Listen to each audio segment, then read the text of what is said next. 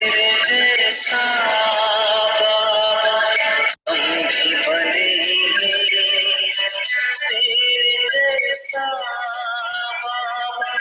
हम भी बनेंगे, रोशन करेंगे नाम तेरा ऐसा, रोशन करेंगे नाम तेरा ऐसा, किया तुमने शिव का जैसा, ब्रह्मा बाबा तेरा तब आया।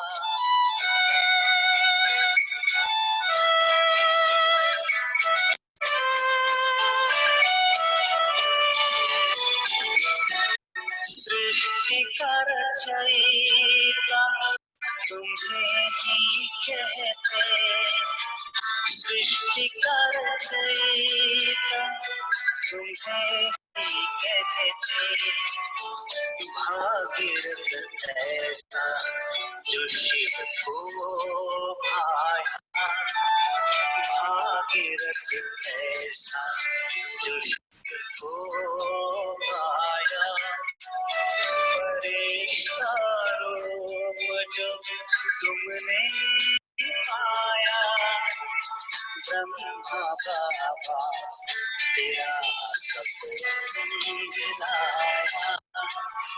ब्रह्मा बाबा तेरा दिलाया।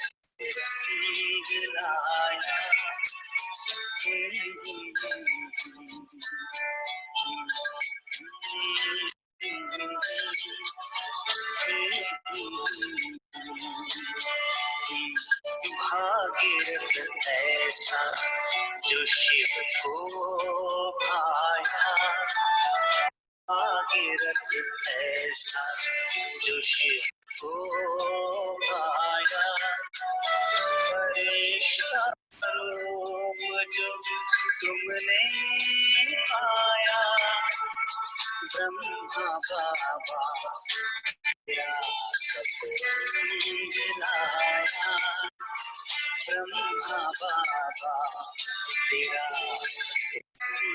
दिलाया।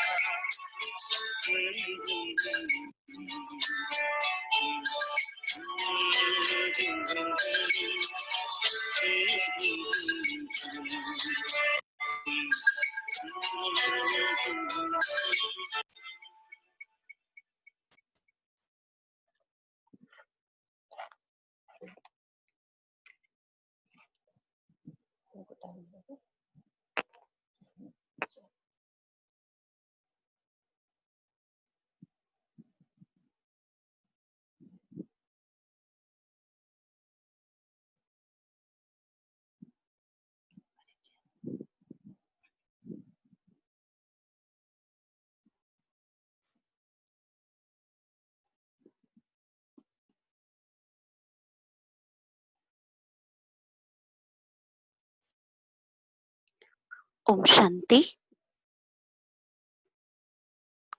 आज हमारे बीच आदरणीय राजयोगी दशरथ भाई जी पहुंचे हैं। भाई जी का परिचय इस प्रकार है। आप पिछले 54 साल से राजयोग का अध्ययन कर रहे हैं। आप बाल ब्रह्मचारी हैं, साथ ही साथ आप सिविल इंजीनियर हैं। अपने विद्यार्थी जीवन में ब्रह्मा कुमारी संस्थान के संस्थापक पिताश्री ब्रह्मा बाबा के अंग संग रहे हैं एवं उनके पालना के आप अधिकारी हैं। विद्यालय की पूर्व प्रशासिका आदरणीय जानकी दादी जी के पावन सानिध्य में तथा पालना में पलने का सौभाग्य आपको प्राप्त हुआ। आप महाराष्ट्र और गोवा के अनेक सेवा केंद्रों के निर्माण में प्रमुख सहयोग देने के निमित्त बने।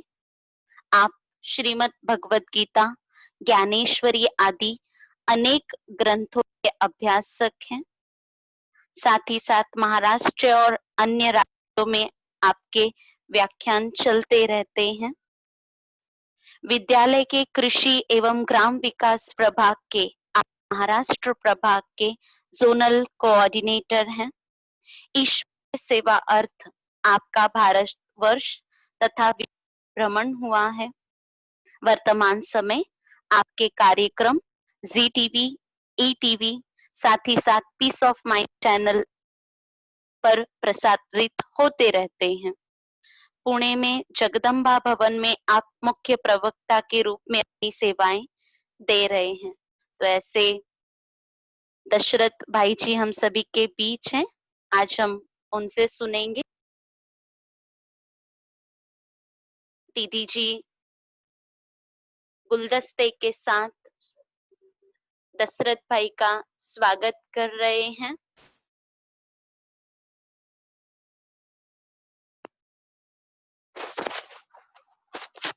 ओम शांति दशरथ भाई। ओम शांति दशरथ भाई, आपका बहुत बहुत स्वागत है कल्याण में। जरूर जरूर। आपको हम यहाँ पर पाकर आज बहुत खुश हो रहे हैं जरूर। और आपने जो पाया है आज वो हमारी झोली में आप डालेंगे। आप वो भाग्यशाली आत्मा है जिसने इन आंखों से उस सृष्टि के रचयिता को सृष्टि को रचते हुए देखा है, रचने का ज्ञान देते हुए देखा है, उसके श्रेष्ठ कर्म देखे हैं। तो आज उन कर्मों को आपने देखा हुआ, पाया हुआ अनुभव आज आप हम सभी के बीच में रखने आए हैं। आपका बहुत बहुत बहुत स्वागत है, स्वागत है, स्वागत है। ओम शांति। ओम शांति दीदी, आप सभी का भी दिल से बहुत बहुत स्वागत है। प्रभु मिलन कल्याण से जुड़े हुए सभी भाई बहन तथा सर्व परिवार को हमारी तरफ से ओम शांति। और आज इस लॉकडाउन में बड़ा सुंदर मौका दीदी जी के द्वारा आप सभी से मिलन मनाने का मिला है, इसलिए हमें भी बड़ा हर्ष है कि अपने जीवन में कुछ अविस्मरणीय यादगार होती है जो सारे जीवन पर ठप्पा लगा करके जाती है। उसमें से कुछ एक यादें हम जरूर आज आप सभी के साथ शेयर करेंगे। बाकी हमको याद आता है जब हमने 9th स्टैंडर्ड पास किया था और 15-16 साल की आयु थी, तो उस समय हमारे शहर में गीता पाठशाला शुरू हुई थी। 1 साल हुआ था और सभी का मधुबन जाने का दिल था। तो निमित्त बहन भाइयों ने बाबा को पत्र लिखा था और दादी जी के द्वारा, दादी जानकी जी के द्वारा वो पत्र बाबा के पास पहुंचाया गया और दादी ने बहुत गीता पाठशाला की सारी विशेषताएं बाबा के साथ शेयर की हुई थी। इसीलिए बाबा ने झट सभी को बुलाया और कहा कि सभी बाबा को मिलने के लिए आ सकते हैं। तो इस अनुसार वहां सेंटर पर जब मैं ईश्वरीय ज्ञान में आया तो हम परीक्षा देकर के हमने निश्चय किया था कि आज हमको ये ईश्वरीय ज्ञान लेना है। तो जैसे ही मैं सेंटर के दरवाजे पर गया, सेंटर पे एक जीना चढ़ करके जाना होता था, गैलरी से गया तो हमारे एक टीचर थे, लौकिक टीचर, जो अलौकिक टीचर इस्माइल भाई करके थे। तो जैसे ही मैं दरवाजे में खड़ा हुआ तो वो संदली पर टेक करके मुरली पढ़ रहे थे। जैसे ही देखा मुझे तो एकदम वो खड़े हो गए और मुझे थोड़ा-सा फील हुआ कि क्या हुआ, मेरे से कुछ गलती हुई क्या?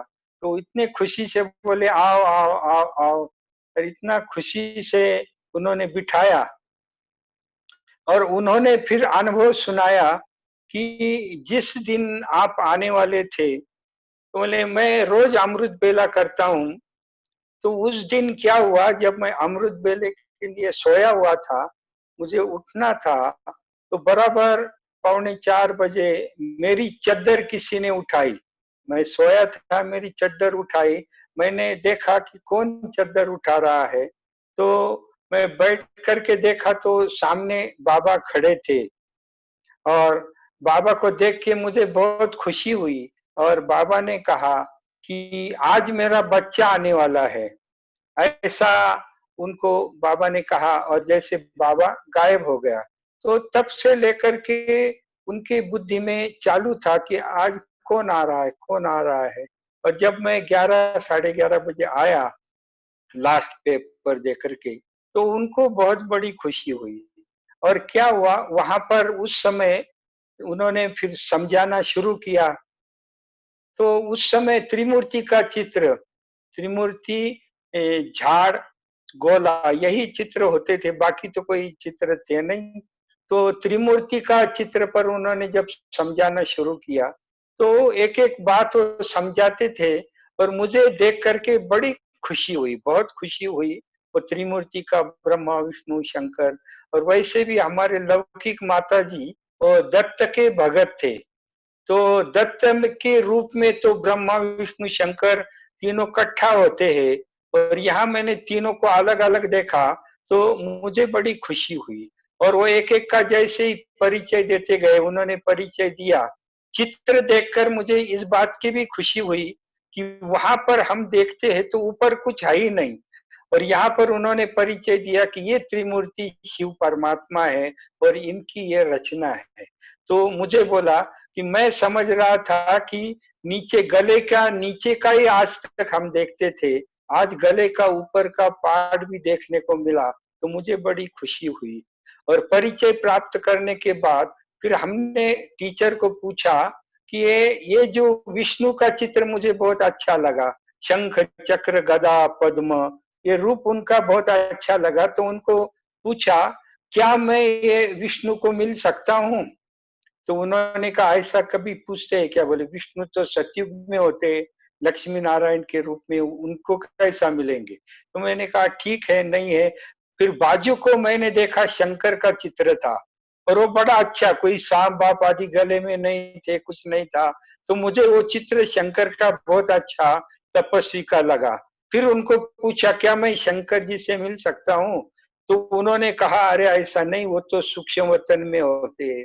फिर हमने बाजू को देखा कि ये धोती कुर्ता पहने हुए व्यक्ति दिखाई दे रहे। तो मैंने कहा, ये जो ब्रह्मा जी जो है, तो क्या मैं ये ब्रह्मा से मिल सकता हूँ?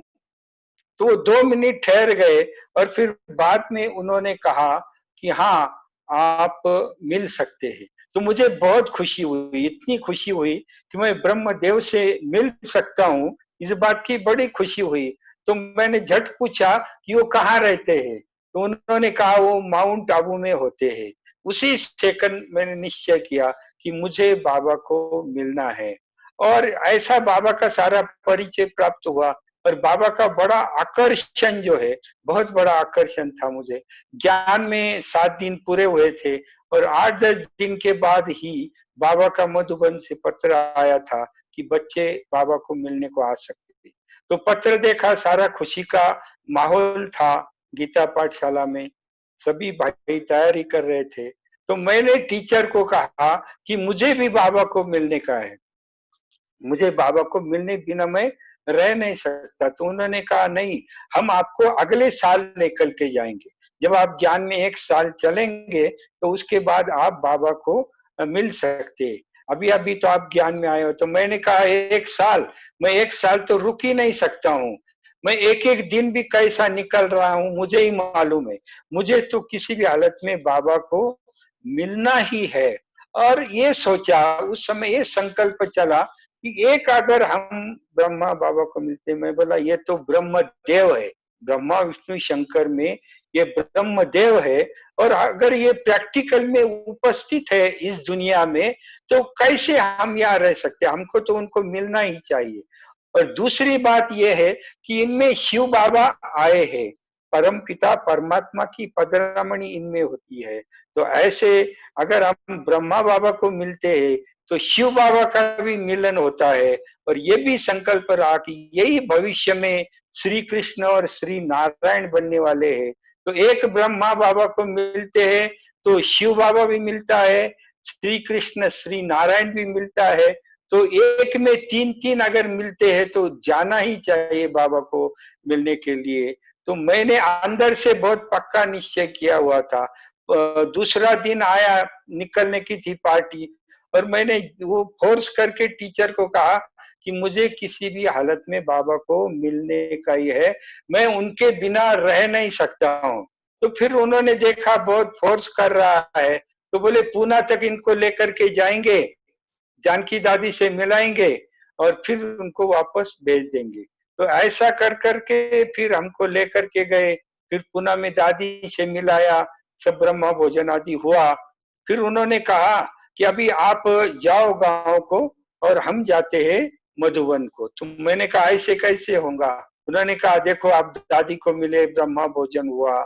मैंने कहा दादी को मिला लेकिन बाबा को नहीं मिला, मुझे तो बाबा चाहिए। तो फिर उन्होंने कहा कि ये बहुत फोर्स कर रहा है, तो चलो अपन 7 के अंदर ये 8वां भी एडजस्ट कर लेंगे। ऐसा उन्होंने फिर एडजस्ट करके लेकर के गए।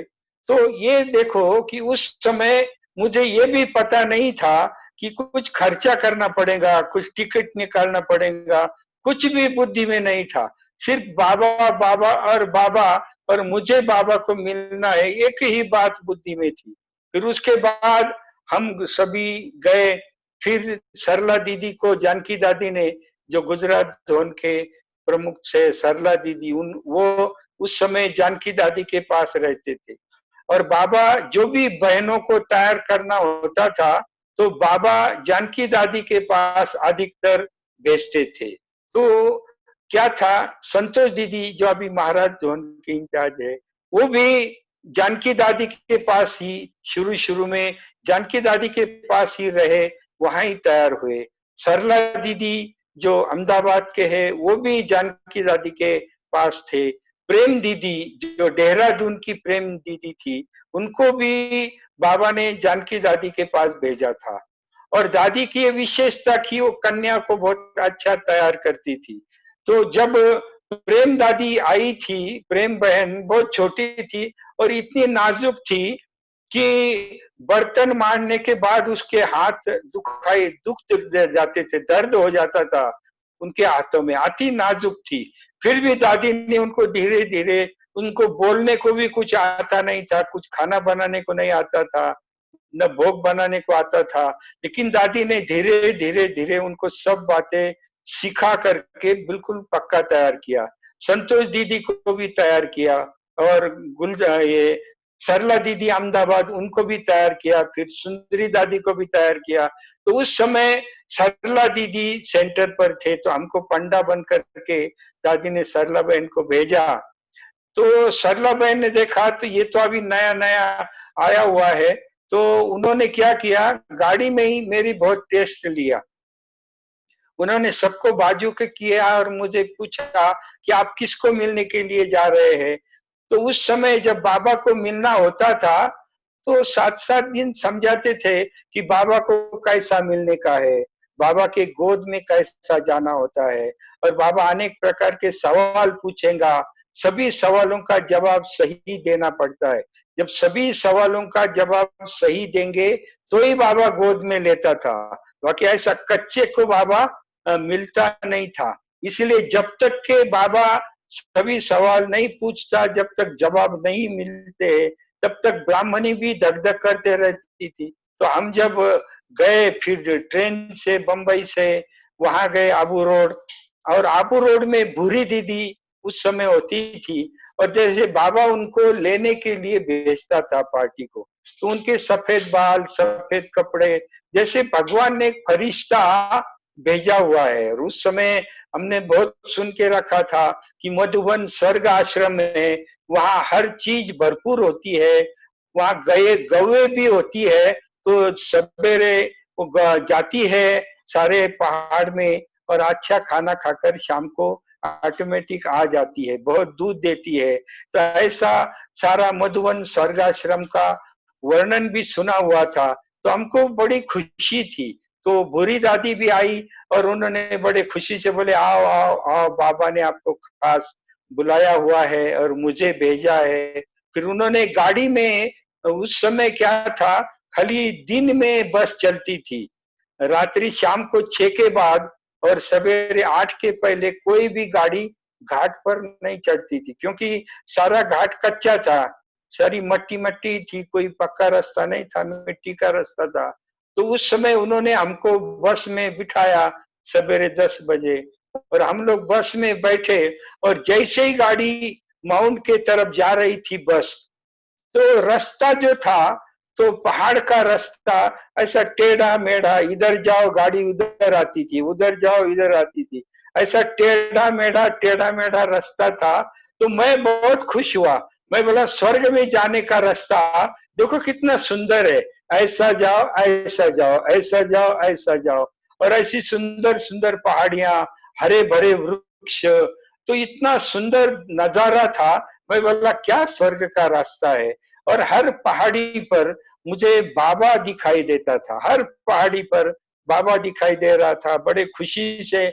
ऐसे पहली बार अब हम मधुबन में गए, और वहां जब स्टेशन पर उतरते थे, तो पहले जब जाते थे तो बोरिंग बिस्तरा आदि सब लेकर के जाना होता था, सारी चीजें साथ में लेकर के जाते थे, तो इसलिए बोरिंग बिस्तरा सारा ड्रेस लेकर के गए थे। और मुझे, मेरे पास तो बहुत कुछ नहीं था, एक छोटी सी बैग में मैंने कपड़े आदि लेकर के निकला हुआ था। तो जब हम चलने निकले तो हर एक के सर पर उस समय ट्रैवलिंग की कोई भी व्यवस्था नहीं थी, ट्रैवलिंग की कोई भी व्यवस्था नहीं थी। तो सब अपने सर पर अपना बेडिंग और हाथ में ट्रंक लेकर के वो स्टेशन से माउंट आबू तक, स्टेशन से माउंट आबू तक सभी पैदल ही जाते थे। तो ऐसे पैदल पैदल हम जाए, और पांडव भवन के गेट पर जब हम पहुंचे तो वहां पर बोर्ड लगा हुआ था कि 5 विकारों से वशीभूत कोई भी आत्मा अंदर आ नहीं सकती।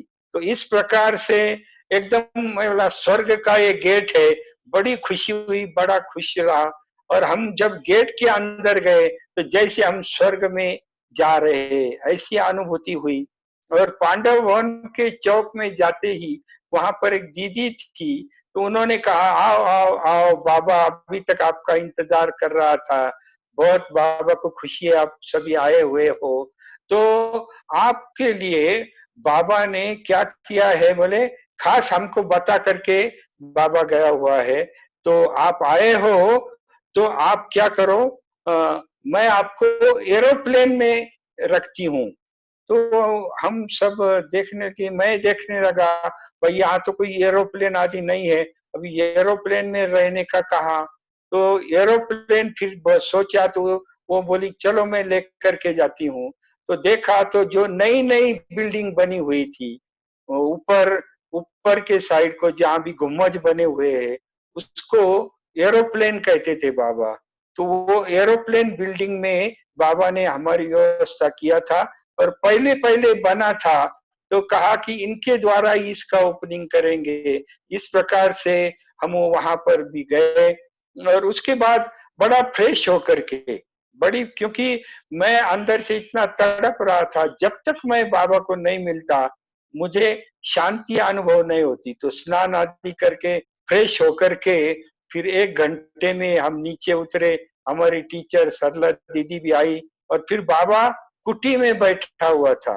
तो बाबा कुटी में सभी बच्चों को उस समय मिलते थे। तो जब हम लोग कुटी में गए तो उसका द्वार तो पूरब दिशा की ओर था, और वहां से देखा तो बाबा ऐसे छोटे से गधेले पर, बाबा टांग पर टांग चढ़ा करके ऐसा बैठा था कि जैसा त्रिमूर्ति में ब्रह्मा को हम देखते हैं ऐसा सेम बाबा गद्दी के ऊपर बैठा था। और मेरे सामने वो नजर आया कि वो ब्रह्मदेव, और यही वो ब्रह्मदेव है। तो इतनी खुशी हुई, इतनी खुशी हुई, बस हम सभी बाबा के बाजू में बैठ गए।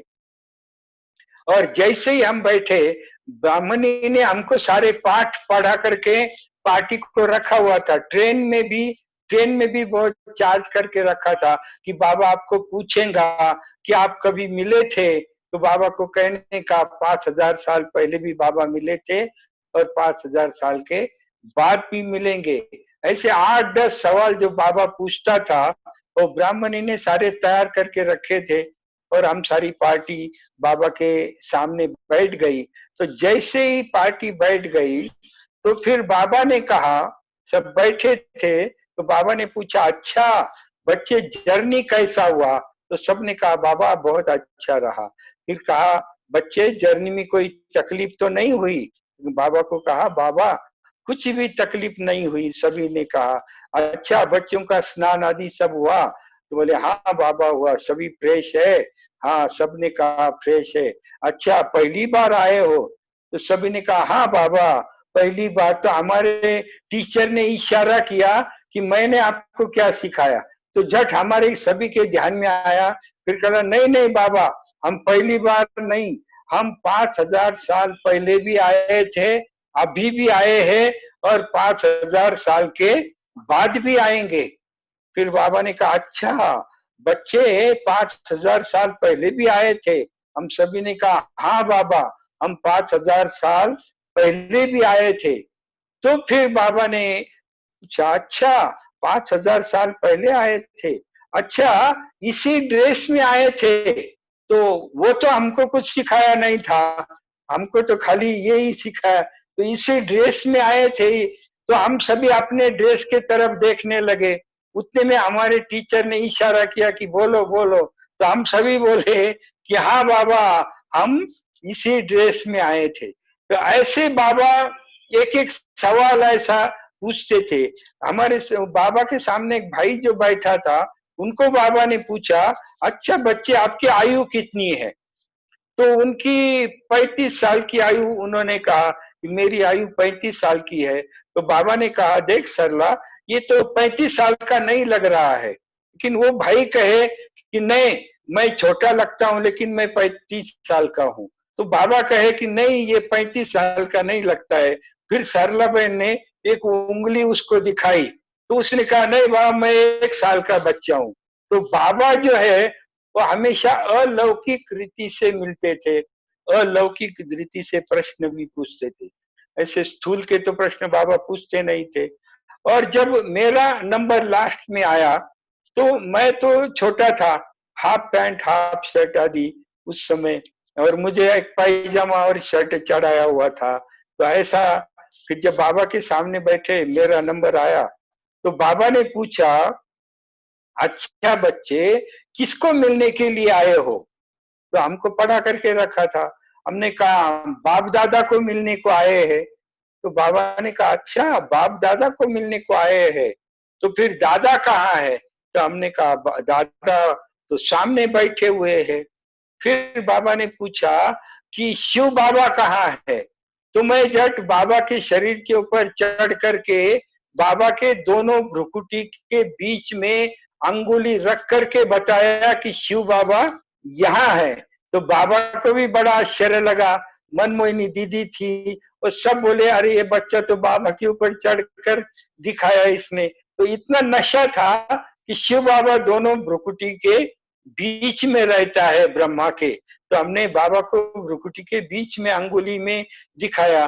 तो बाबा को तो इतनी खुशी हुई तो झट क्या हुआ, झट मैं बाबा के गोद में चला गया।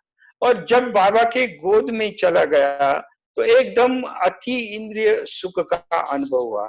ऐसा अति इंद्रिय सुख का अनुभव जीवन में कभी नहीं किया था। जैसे आत्मा की जन्म जन्म की प्रभु मिलन की जो प्यास है, वो प्रभु मिलन की प्यास आत्मा की पूरी हुई थी। और इतना सुख, इतना गहरा सुख का अनुभव हो रहा था। और शरीर जो है वो 1 मिनट में सारा शरीर गायब हो गया, बिल्कुल अशरीरी स्थिति हो गई। और जी नहीं चाहता था कि बाबा के गोद से बाहर आऊं करके। फिर बाबा ने गोद से निकाला।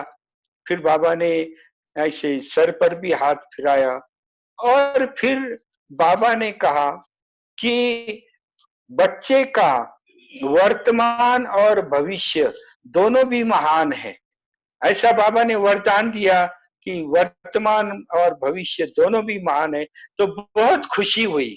और फिर कहा इस बच्चे के द्वारा, ये विश्व कल्याणकारी आत्मा है, इस बच्चे के द्वारा विश्व की अनेक आत्माओं का कल्याण होगा। तो वो जो वरदान जो है वो बाबा से उसी समय गोद में आते ही हमको बाबा से प्राप्त हुआ। और जब गोद से बाहर आ रहे थे, बाबा ने मुख में टोली भी खिलाया। और गोद से आते समय बाबा ने एक बात का इशारा भी किया। बाबा ने कहा, बच्चे अभी आप बाप की गोद में आए हुए हो, अभी आप बाबा की गोद में आए हुए हो, अभी माया के गोद में कभी भी नहीं जाना, माया के गोद में कभी भी नहीं जाना। ये इशारा भी बाबा ने उस समय दिया। और तब से लेकर के जैसे कि हमको बाबा के द्वारा ये पवित्रता का एक वरदान प्राप्त हुआ, ऐसा वरदान प्राप्त हुआ कि हमको सारे लाइफ में शादी करने का कभी संकल्प नहीं आया। मुझे रात दिन यही चिंतन रहता है कि सभी का कल्याण होना चाहिए, बाबा का संदेश सभी आत्माओं को मिलना चाहिए, यही रात दिन धुन रहती है। बाकी कभी भी शादी करने का संकल्प नहीं आया। हाँ, शादी की बातें जीवन में, बहुत शादी की बातें सामने आई। हमारी माताजी, परिवार वाले बहुत बोले, क्योंकि उस समय कोई दिखाने के लिए कुमार नहीं था, तो वो बोलते थे कि किसने ऐसा शादी नहीं किया है, हमको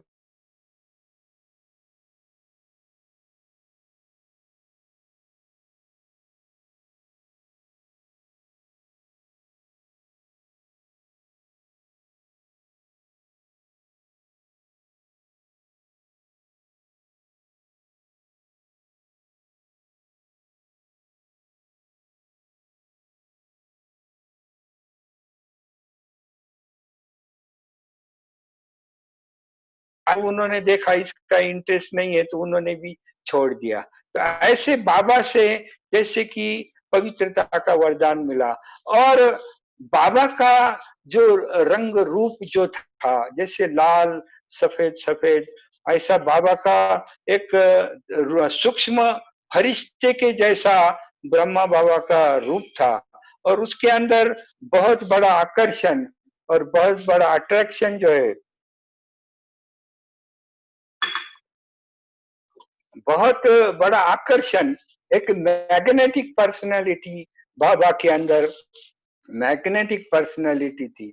और मुझे इतना आनंद हुआ कि मैं बोला एक बाबा को हम मिल जाते हैं और स्वयं ब्रह्म देव अपने को मिल रहा है, तो कितनी खुशी हो रही है। और श्री कृष्ण की आत्मा, तो बाबा भी क्या हुआ, बाबा भी हमारे पार्टी के प्रति बहुत खुश था। फिर हम लोग सभी गए। फिर बाबा को मिलने के बाद फिर बाबा ने क्या कहा कि चलो बच्चे अपन गार्डन में जाएंगे। फिर बाबा हमको जो झोपड़ी के आगे जो बगीचा था, वो बगीचा में बाबा लेकर के गया। और बाबा ने झट मैसेज दिया कि चंद्रहास बच्चा कहाँ है, तो चंद्रहास बच्चे को बुलाओ। तो क्योंकि उस दिनों चंद्रहास दादा फोटो निकालते थे, तो बहुत समय से बाबा फोटो निकालने नहीं देते थे, इसलिए उन्होंने, चंद्रहास दादा ने एक कपाट में किनारे पर वो कैमरा रख दिया था, बहुत समय यूज नहीं किया था। लेकिन आज बाबा ने याद किया तो चंद्रहास दादा फिर वो कैमरा लेकर के आए और हम सभी को बगीचे में बाबा ने खड़ा किया। और बाबा ने कहा कि बच्चों के साथ बाबा का फोटो निकालो। वाकई सभी बच्चे कहते कि हमको आपके साथ फोटो निकालने का है, लेकिन हमको बाबा ने कहा कि बाबा को आपके साथ फोटो निकालने का है। क्यों? क्योंकि हमारे पार्टी में बहुत मुस्लिम लोग थे, शेख इस्माइल, कासम अहमद, ऐसे मुस्लिम लोग भी थे, तो इसलिए बाबा को विशेष लग रहा था, इसलिए बाबा ने फोटो भी निकलवाया। फिर वहां जो चौपाला है उसके ऊपर बिठाया, झूले के ऊपर बाबा ने बिठाया, एक एक को झूले पर बाबा बिठाता था। और झूले पर बाजू में बिठा करके फिर बाबा हमको पूछता था, मुझे भी पूछा, बच्चे किसके साथ झूल रहे हैं? तो हमने कहा होनहार श्री नारायण श्री कृष्ण के साथ जुड़ रहे हैं, ऑलमाइटी अथॉरिटी बाप के साथ जुड़ रहे हैं, तो बाबा बहुत खुश हुआ। तो बाबा की हर बात, हर एक्टिविटी उसमें ज्ञान समाया हुआ था। तो ऐसे हम झूले में झूले बाबा के साथ। फिर उसके बाद हम घूमते घूमते पांडव भवन में, जहाँ बाबा का भंडारा था, जहाँ भोजन बनाते हैं, वहाँ भंडारे के स्थान पर, भोजन के स्थान पर हम गए। तो हम लोगों को ब्रह्मा भोजन का बहुत बड़ा महत्व था, कि ब्रह्मा भोजन का महत्व संगम युग में बहुत बड़ा है, और देवताएं भी ब्रह्मा भोजन के लिए तरसते हैं, ये सारा सुना हुआ था। तो इसीलिए उस समय भंडारा, अभी जो टेलीफोन का बूथ जहाँ पर है, वहां पर वो भंडारा होता था, और वहां सारा भंडारा बनाने का काम चलता था, आगे से ढक कर लेते थे। तो हम जब गए तो भाई यहाँ भंडारा है, तो हम लोगों को बड़ी खुशी हुई। फिर हम लोग एक एक इस्माइल भाई, कासम भाई, सभी लोग वो जहाँ भोजन बना रहे थे, तो वहां पर गए, बड़ा खुश हुए। वहां कोई चावल बना रहा था, का कुछ रोटी बन रही थी। लेकिन ड्यूटी पर जो मुख्य दो बहनें थी, दो दादी, तो उनको क्या हुआ, उनको अचानक संकल्प आया, क्योंकि उन दिनों भंडारे में किसको जाने नहीं देते थे। जहाँ भोजन बनता था, ब्रह्मा भोजन, वहां आम तौर पर किसको बिना परमिशन अंदर नहीं लेते थे। हमको तो कुछ पता नहीं था, बस ईश्वरीय नशे में बाबा का ब्रह्मा भोजन बनता है, वो नशे में हम लोग गए। तो जैसे अंदर गए और देखा इस्माइल भाई, दाढ़ी वाले कासम भाई वगैरह, तो बहनों को बहुत ये रहा कि ये कैसे क्या अंदर आ गए, और ये बोले दाढ़ी वाले मुस्लिम लोग है, अंदर कैसे क्या आए। तो झट वो बहनों की आंख थोड़ी बड़ी हो गई, हम लोगों ने समझ लिया। फिर वहां से हम आगे चले गए, फिर बाकू का चक्कर लगा करके कमरे में वगैरह आ गए। फिर क्या हुआ, फिर दूसरे दिन हमारी ब्राह्मणी सरला बहन को बाबा ने अपने कमरे में बुलाया, और कमरे में बुला करके बाबा ने उनको कहा कि आज का मधुबन का ब्रह्मा भोजन जो है, वो नारायण गांव की पार्टी बनाएंगे। तो सरला बहन को भी आश्चर्य लगा, बोले मैंने तो बाबा को कुछ रिक्वेस्ट किया नहीं, और बाबा ने डायरेक्ट मुझे कहा ये पार्टी बनाएंगी, तो ये बहुत अच्छी बात है। तो फिर हम लोगों को उन्होंने झट बुलाया, हम ऊपर थे, बोले आओ आओ आओ, बोले बाबा ने आज का ब्रह्मा भोजन बनाने की ड्यूटी आपको दिया हुआ है, ये बहुत बड़ी बात है। तो फिर हम लोग बहुत खुश हो गए। फिर क्या हुआ, दूसरे दिन हम भंडारे में गए, तो जैसे भंडारे में गए तो बहनें तो वहां बैठी हुई थी, तो बहनों को भी बाबा का मैसेज आया हुआ था कि ये नारायणगांव की पार्टी आज का मधुबन का ब्रह्मा भोजन बनाएंगे। तो क्या हुआ, हमारे सब भाई लगे हुए भंडारे में, तो बहनों को क्या करना पड़ा, फिर सब कोई चावल बना रहा है, फिर वो इस्माइल भाई दाल बना रहा है, कासम भाई चावल बना रहा है, ऐसे सबके हाथ में वो सामान दे करके वो बहनें डायरेक्शन करती गई, और अंदर सोचती रही कि ये लोगों को तो बाबा ने भोजन बनाने को कहा है।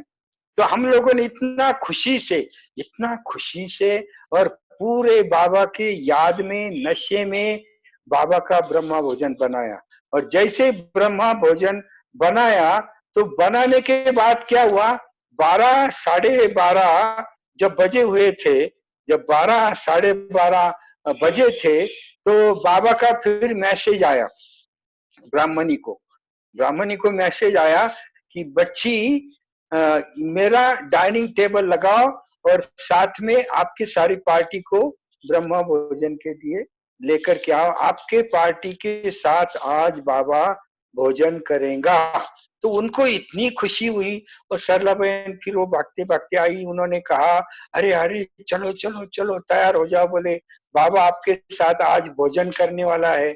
तो जहाँ डिस्पेंसरी है आज पांडव भवन की, उसके बाजू में फिर वहां एक डाइनिंग टेबल बाबा के लगाया गया, सारे ताट आ गया, हमारे 8 ताट, बीच में बाबा बैठे हुए थे, और हमारे ताट, फिर हम उधर गए ब्रह्मा भोजन के लिए, भोजन परोस करके रखा था। मैं तो बिल्कुल बाबा के बाजू में बैठा था, मुझे बाबा का बहुत आकर्षण था, और मैं ऐसे ही भोजन करना था, मैं बाबा की दृष्टि लेते रहा, बाबा को देखते रहा, अंदर ही अंदर सोच रहा था। मैं बोला ब्रह्मा भोजन और ब्रह्मा के साथ क्या अपना नसीब है, ब्रह्मा के साथ अपन ब्रह्मा भोजन कर रहे।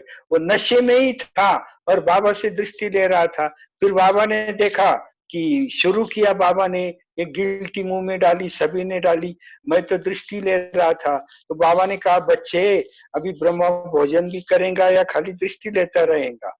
तो फिर बाबा ने कहा, फिर एक गिट्टी बाबा ने बनाई और हमारे भी मुख में बाबा ने वो गिट्टी खिलाई। तो इस प्रकार से इतना प्यार बाबा ने दिया, जो बाजू में बैठ करके ब्रह्मा भोजन भी खिलाया। और बाबा कितने दूरादेशी थे, बाबा बहुत दूरादेशी थे। फिर क्या हुआ, फिर तीसरा दिन आया। जब तीसरा दिन आया तो फिर बाबा ने हमारे ब्राह्मणी को बुला करके कहा कि बच्ची आज 12:30 बजे पार्टी को मेरे कमरे में लेकर के आना। तो वो ब्राह्मणी हैरान हुई, बोले कि बाबा इनको बार बार इतना आगे क्यों कर रहा है, क्यों बार बार इनको, मैंने तो बाबा को कुछ कहा नहीं। और रोजी बहन उस समय आई हुई थी बैंगलोर से, मद्रास से।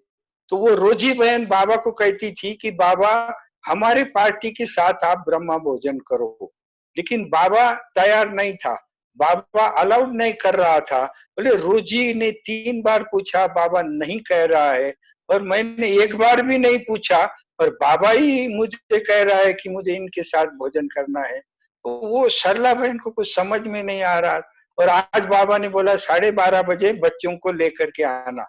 तो हम लोग फिर 12:30 के बाद गए, तो पीछे से बाबा के कमरे को एंट्री थी, तो पीछे के दरवाजे से हम लोग आए। और आज जहाँ बाबा के कमरे में सोफा रखा हुआ है, तो खिड़की के बाजू में, तो सोफे के जगह पर बाबा का किचन टेबल था, बाबा का किचन टेबल था। और हम लोग पीछे के दरवाजे से आए और हमने देखा तो बड़ा आश्चर्य लगा हमको। क्यों? क्योंकि बाबा रोटियां बेल रहा था, बाबा रोटियां बेल रहा था, बाबा ही बना रहा था खाना, बहन तो देख रही थी। तो हम लोग आश्चर्यचकित हो गए। फिर बाबा ने एक एक को बुलाया, कहा, बाबा ने कहा अभी बच्चों आज बाबा आपके साथ दोबारा आपको बाबा के साथ भोजन करने का है, तो ऐसा भोजन करने का है। फिर वो गिट्टी बाबा रोटी बेल रहा था, छोटी छोटी गिट्टी बाबा ने बनाई, उसके अंदर शक्कर ये सब डाला, और वो छोटी गिट्टी बना करके घी शक्कर आदि सब डाल करके फिर एक एक बच्चे को बुलाया, एक एक बच्चे को बुलाया और ऐसा गोद में लिया, ऐसा गोद में लिया, और खड़ा खड़ा ही ऐसा गोद में लेकर के एक एक के मुख में एक एक गिट्टी बाबा ने खिलाया। कितना इतना प्यार। तो जैसे कहते हैं कि चिड़िया चिड़िया की माँ जो होती है, वो अपने बच्चों को जैसा मुख में खिलाती है, ऐसे बाबा ने हम सभी के मुख में गोद में लेकर के एक एक के मुख में एक गिट्टी खिलाई। तो इतना हम लोगों को इतनी खुशी हो रही थी, इतनी खुशी से गद गद गद गद गद गद हो रहे थे। और ये सब होने के बाद जब हम बाबा के कमरे से जब बाहर निकलने लगे, हम बाहर जा रहे थे, तो जाते जाते बाबा ने कहा बच्चे ठहरो। फिर हम सभी ठहर गए। फिर बाबा ने पूछा कि बच्चे हिसाब किताब चुकतू हुआ ना? तो हम लोगों को समझ में नहीं आया कि हिसाब किताब, कौन सा हिसाब किताब। तो फिर बाबा ने कहा देखो बच्चे, कल बच्चों ने बनाया हुआ भोजन, बच्चों ने बनाया हुआ भोजन बाबा ने खाया था, और आज बाबा ने बनाया हुआ भोजन बच्चों ने खाया है, तो हिसाब किताब चुकतू हुआ ना? तो हम इतने हंसने लगे, इतने खुश हो गए। तो हम तो एक काम करते जा रहे थे और बाबा का हिसाब कुछ और ही था। तो ये सब होने के बाद फिर बाद में हमको पता पड़ा, इतना सारा पालना बाबा ने दिया और बाद में हमको बहुत सारी पालना दी। तो क्यों? तो बाद में फिर वो बहन ने, दीदी ने बताया कि देखो, आप जब भंडारे में गए तो बहनों को जो गलत संकल्प आपके प्रति आया, तो उसको जवाब देने के लिए बाबा ने आपको, भले आपके पार्टी में मुस्लिम लोग हैं लेकिन वो पक्के ब्राह्मण, और रात को 3 बजे उठ करके अमृत बेला करते थे, अपने हाथ से खाना खाते थे, अपने हाथ से बनाते थे। उन्होंने कभी किसी के हाथ का भोजन नहीं खाया था जब से ज्ञान में आए। उनका कोर्स अम्मा मातेश्वरी ने कराया था, और मातेश्वरी ने कोर्स करा करके उनको धारणा पक्की कराई थी। और जब वो इस्माइल भाई आदि जब ज्ञान में आए, जहांगीर भाई, इस्माइल भाई, उन दिनों मम्मा पूना में आई हुई थी, तो वो जब ज्ञान में आए तो वो मम्मा रोज उनको आते देखती थी। वो 5-6 का ग्रुप था मुस्लिम लोगों का, उस समय सिख लोग भी ज्ञान में आते थे मम्मा का प्रवचन सुनने को। तो फिर एक दिन देखा मम्मा ने कि ये लगातार 1 मास आ रहे हैं। फिर मम्मा ने उनको बिठा करके पूछा था, जहांगीर भाई, इस्माइल भाई आदि को, कि आपको क्या लग रहा है, आपको क्या अच्छा लग रहा है? तो बोले ये क्या है? बोले मम्मा आप जो सुना रही हो तो कुरान ही है, कुरान ही सुना रही, कुछ आप दूसरा नहीं सुना रही है। तो ये मम्मा को अच्छा लगा। फिर मम्मा ने कहा, देखो अभी आपको क्या करना है, जो आपने सुना है वो औरों को भी जाकर के सुनाना है। तो आप क्या करो, कुरान की जो कलमे हैं, कुरान की कलमे मुझे ला करके सुनाओ, कलमे मुझे सुनाओ, आप एक एक कुरान का कलमा सुनाओ, मैं आपको उसका अर्थ बताऊंगी। तो ये इस्माइल भाई आदि कुरान का एक एक कलमा मम्मा को सुनाते जाते थे, और मम्मा उसका आध्यात्मिक अर्थ, रूहानी अर्थ जो है वो मम्मा उनको सुनाती थी। तो वो जहांगीर इस्माइल इतने चकित हो गए, बोले सारी जिंदगी गई कुरान पढ़ते, 60-60 साल हो गया, हमको इसका ये अर्थ है, इस कलमे का ये अर्थ है, हमको कभी मालूम नहीं था। जैसे हमारा श्लोक अभंग आदि होते, ऐसा उनका कलमा होता है। तो ऐसे मम्मा ने अर्थ सुनाए, और फिर मम्मा ने उनको कहा था, अभी आप मस्जिद में जाकर के इसके ऊपर प्रवचन करो। तो जब वो इन्होंने मस्जिद में जाकर के एक कलमे का अर्थ सुनाया, तो वो लोग इतने हैरान हो गए, बोले इसका ऐसा भी अर्थ होता है क्या? तो ऐसे बाबा मम्मा ने इन्हों को बहुत ऐसा पक्का तैयार किया था, और ये बड़े पक्के थे। तो इसीलिए बाबा को इनके प्रति भी बहुत बड़ा रिगार्ड जो था, बहुत बड़ा रिस्पेक्ट जो था, वो इन्हों के प्रति भी बाबा के मन में बहुत बड़ा रिस्पेक्ट था। तो ऐसे हमारा मधुबन में बाबा ने हमको पल पल, पल पल बाबा ने इतनी पालना दी, इतना प्यार दिया, इतना प्यार दिया कि ऐसा प्यार करेगा कौन। जब बाबा मुरली सुनाने को गए, क्लास में मुरली सुनाने को बाबा आए हिस्ट्री हॉल में, तो क्या था, मैंने मुरली में सुना हुआ था, मैं तो नया नया था, मैंने मुरली में सुना था कि इस इंद्र सभा है, बाबा का वो जो हॉल है जहाँ बाबा मुरली चलाते हैं, वो इंद्र सभा है, और इंद्र सभा में अगर कोई पतित आकर के बैठता है तो वो पत्थर बन जाता है, ऐसा सुना हुआ था। तो इसीलिए जब मुरली का टाइम आया, हम हिस्ट्री हॉल में, मुझे बाबा का आकर्षण था, मैं तो बड़ा आगे होकर के बैठ गया था बाबा के सामने। बाबा उस दिन आने वाला था मुरली सुनाने को सवेरे, तो मेरा संकल्प चलने लगा कि भाई ये सारे जो अपने भाई लोग हैं, उनको ज्ञान में 1-1 साल हुआ है, इनकी आत्मा तो बहुत पावन बन गई है, और मेरे को तो खाली 8-10 दिन हो गए हैं, तो मेरी आत्मा तो पतित की पतित है। तो अगर मैं एक पतित आत्मा इस इंद्र सभा में बैठी, और अगर बाबा की मुरली नहीं चली तो क्या होगा, तो मैं पत्थर बन जाऊंगा। इसलिए मुझे बहुत डर था। तो ऐसे डर में फिर मैंने पीछे मुड़ करके देखा तो सारा क्लास भरा हुआ था। अभी मैं बोला भाग जाऊं क्लास में से, तो भागने को भी कोई रास्ता नहीं था। पीछे मुड़ के देखा, कोई भाग नहीं सकता। फिर इतने में बाबा आए, बाबा आए, बाबा ने दृष्टि दिया, बाबा संदल पर बैठ गए, और संदल पर बैठने के बाद फिर बाबा ने दृष्टि दिया, और बाबा झट तो मुरली शुरू नहीं करते, रिकॉर्ड बजा सब हुआ।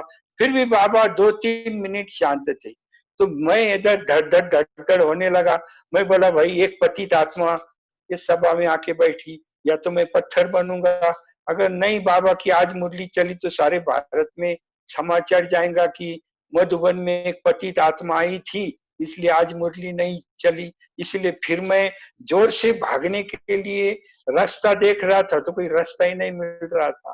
फिर थोड़ी देर के बाद फिर बाबा ने कहा ओम शांति, और बाबा ने मुरली चलाना शुरू किया। तो मुझे बहुत अच्छा लगा, बहुत अच्छा लगा। और फिर मैं देख रहा था कि ब्रह्म ज्ञान, ब्रह्म ज्ञान, और हम ब्रह्मा के मुख से सुन रहे हैं। तो इतना मजा आया, इतना मजा आया कि बस बात मत पूछो। और बाबा के साकार बाबा के मुरली में, उनके वचन में ताकत बहुत थी। विकारों को बाहर निकालने की ताकत सिर्फ बाबा के मुरली में ही है।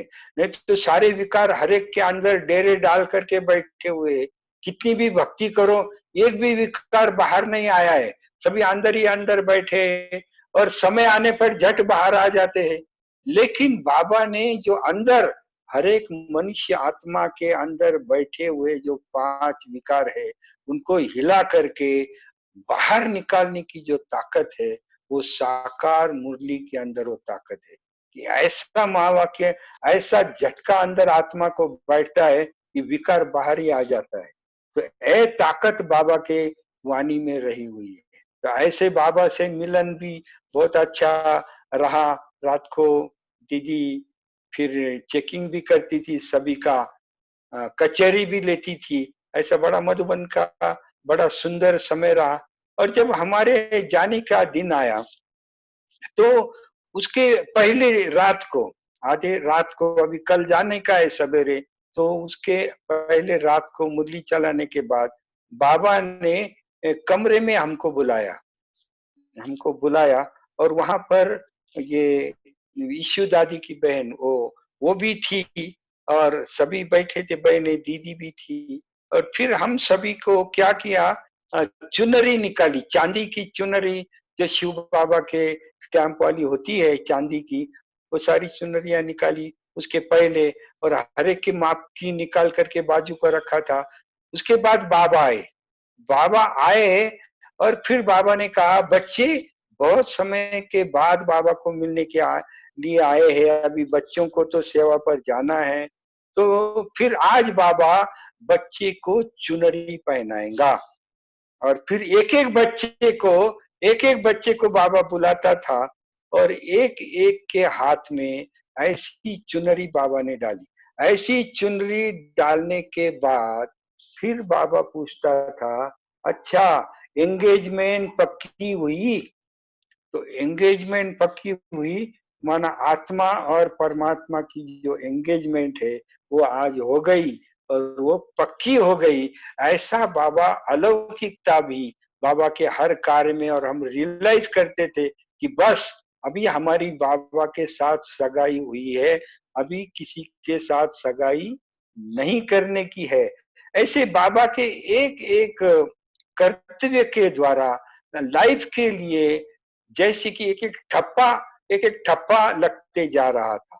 तो इस प्रकार से बाबा ने बहुत बड़ी पालनाएं जो है, ऐसे पालना के बाबा के पल जब याद आते हैं तो आंखों से आंसू आ जाते हैं। हमारा जब जाने का दिन कल का था, दूसरा दिन जाने का टाइम आया, तो बाबा चौक में बैठे हुए थे, खड़े थे बाबा चौक में, और एक बहन के हाथ में टोली थी, गो सुन कम सुन की टोली। और बाबा एक एक बच्चे को दृष्टि दे रहा था, हम सारे पार्टी को एक एक को दृष्टि दे रहा था। गो सुन कम सुन की टोली बाबा एक एक के हाथ पर रख रहा था। और बाबा का इतना प्यार उस दृष्टि में समाया हुआ था कि बस जाने को जी नहीं चाह रहा था। सभी के हाथ में सामान भी था, मुख में गो सुन कम सुन की टोली भी थी। और हम पांडव भवन के चौक से, उन दिनों क्या था, पीछे के दरवाजे से स्टैंड को जाते थे, बाहर से बहुत लंबा था, इसलिए पीछे के गेट से शॉर्टकट था, तो स्टैंड पर जाते थे। तो हमारे सब पार्टी बाबा से टोली लेकर के आगे आगे बढ़ रही थी पीछे के गेट की ओर। और हम हमारा जी नहीं चाहता था, एक एक कदम भी आगे नहीं बढ़ रहा था। और बाबा भी जो था हाथ में रुमाल लेकर के हमको बाबा विदाई दे रहा था। बाबा रुमाल हिला रहा था और हम आगे जा रहे थे और बीच बीच में मुंडी नीचे करके पीछे करके देखते थे कि बाबा विदाई दे रहा है। तो होते होते क्या हुआ, हम आगे आगे चलते गए, हम आगे आगे चलते गए और बाबा जो है हमारे पीछे गए। बाबा हिलाते हिलाते चाहे हम आगे आगे चलते गए।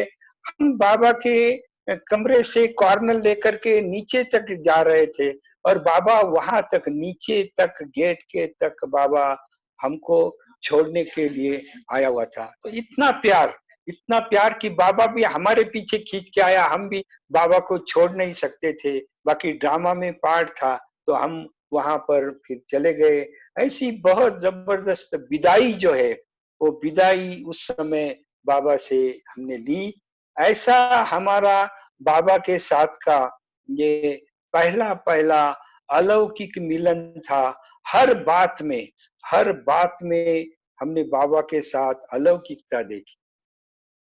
रात को कचेरी के बाद माना परमात्मा पालना क्या चीज होती है, क्या चीज होती है। अरे जब हम मुरली सुनते थे रात्रि क्लास, बाबा आधा घंटे मुरली चलाता था और उसके बाद कचेरी के बाद मुरली चलती थी। फिर जब सोने का टाइम आता था तो वहां पर जहां भी टेलीफोन का बूथ आदि लगा हुआ वहां पर बहने दो दो कढ़ाई थी दूध की, बड़ी बड़ी दो दो कढ़ाई, ऐसे गरम दूध चल रहा था, रोज गरम दूध। और जाते जाते क्या करने का, एक एक गरम दूध का लोटा जो है वो गरम दूध का लोटा एक एक बच्चे को बहन एक एक को देती थी। तो गरम गरम दूध, और अपने गवों का वो पक्का दूध था, तो गरम गरम दूध पी करके फिर हम सोने के लिए जाते थे। फिर सोने के लिए जाते थे तो गीत बजता था, सो जा राजकुमारी सो जा। जैसे एक राजकुमारी सो रही है, इस भाव से हम लोग सो रहे थे। तो जब हम सोते थे, कमरों में सोते थे, तो क्या होता था, कुछ समय के बाद, गीत बजने के बाद साधारण 10-15 मिनट के बाद बाबा जो है, वो बाबा रात्रि को भी हर एक के कमरे में आता था।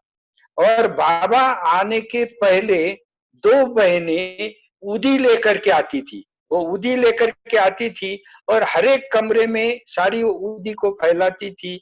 और वो उदी के धूप धूप के अंदर, धूल के अंदर फिर बाद में फिर बाबा आता था, तो सुगंध भी होता था।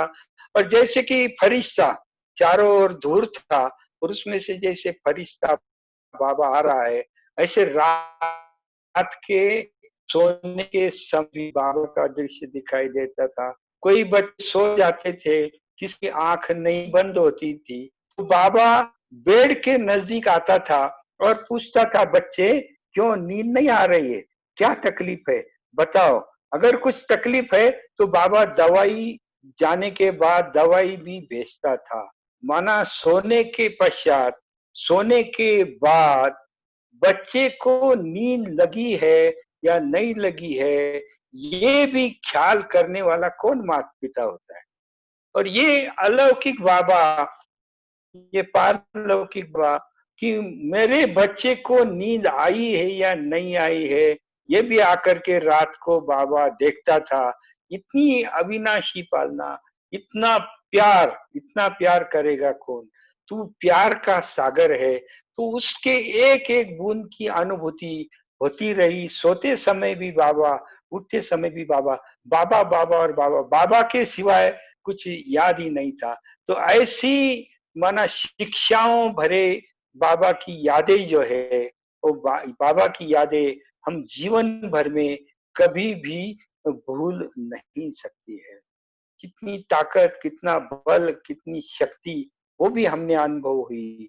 जब हम दूसरी बार मधुबन को गए थे तो फिर बाबा तो संपूर्णता के पुरुषार्थ कर रहा था, संपूर्णता की ओर बाबा जा रहे थे।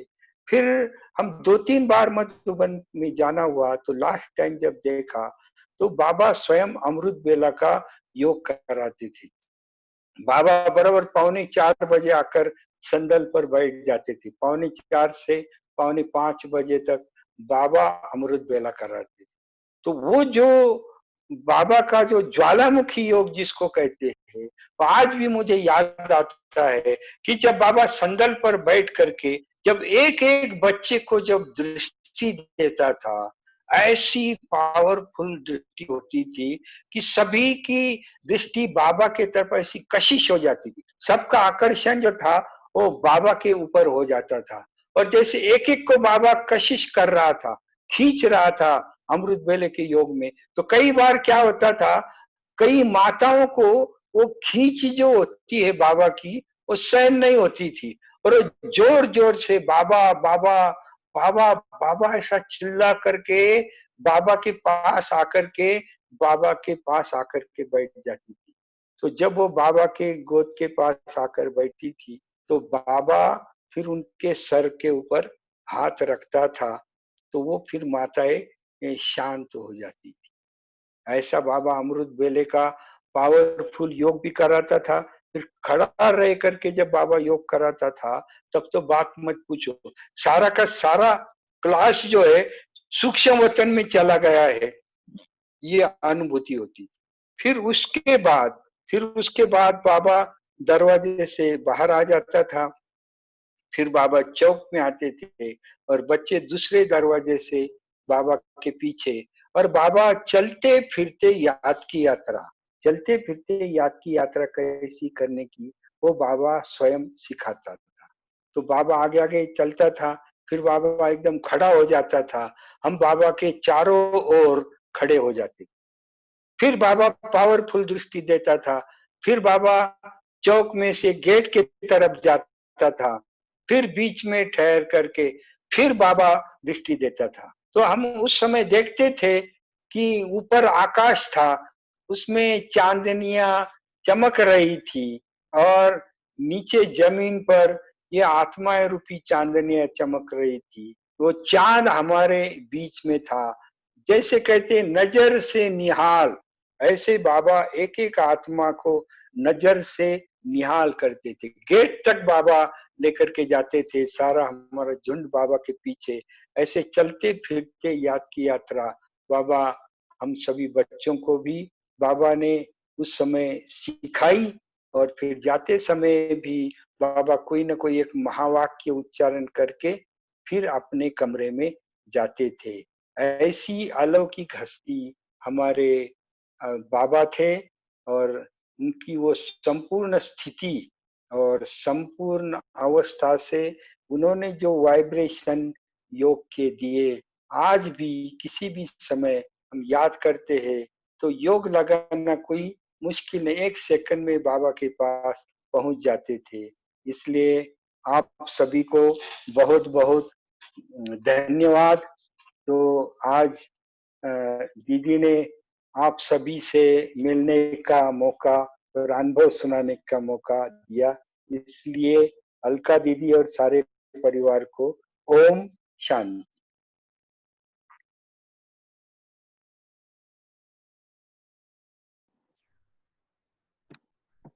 ओम शांति। किसी भी भाई बहनों को कोई प्रश्न भाई जी से पूछना है तो हाथ ऊपर करेंगे, उनका माइक फिर हम अनम्यूट करेंगे। किसी को कोई प्रश्न आ रहा हो तो जरूर पूछिए।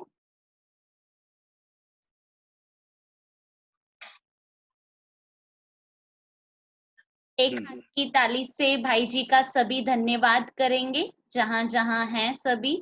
एक हाथ की ताली से भाई जी का बहुत बहुत दिल से धन्यवाद है, धन्यवाद है। ओम शांति। ओम शांति भाई जी। हाँ बोलो बहन। मैंने बोला आपने बहुत अच्छी यात्रा कराई, हमने आपके साथ साथ यात्रा की। बहुत अच्छा। क्योंकि हम सभी ने तो बाबा को वो साकार दिनों में नहीं देखा था, लेकिन आज देख लिया। अच्छा। आपने हमको पूरा अनुभव करा दिया है, बाबा के साथ ब्रह्मा भोजन भी करा दिया। हाँ, हम ऐसे अनुभव कर रहे थे कि जैसे हम भी आपके साथ साथ ही हैं और अनुभव करते रहे उसका। तो जरूर जरूर वो भी जरूर। होगा, सागर ओके। में गाकर किया है। हाँ। तो नेक्स्ट टाइम आप जल्दी हमारे बीच में आएंगे और आपका अनुभव और सुनाएंगे हमको। हाँ, जरूर जरूर जरूर। ओम। बहुत बहुत धन्यवाद आपका। ओम शांति। अभी हम सभी 3 मिनट बाबा की याद में बैठेंगे।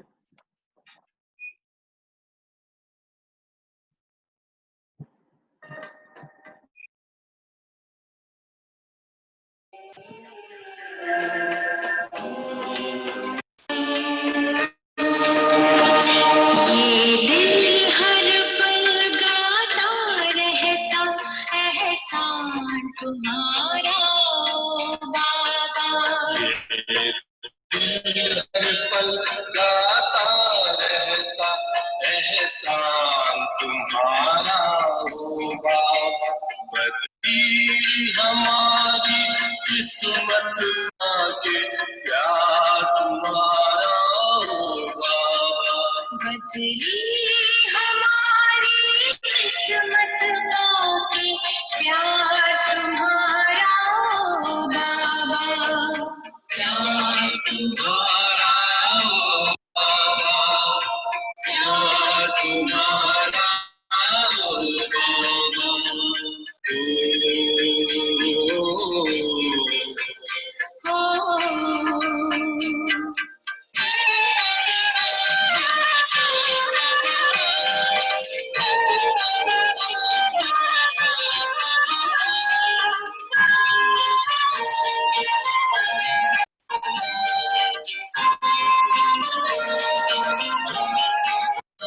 हम खुश नसीब है बाबा, तेरे स्नेह से पल रहे हैं।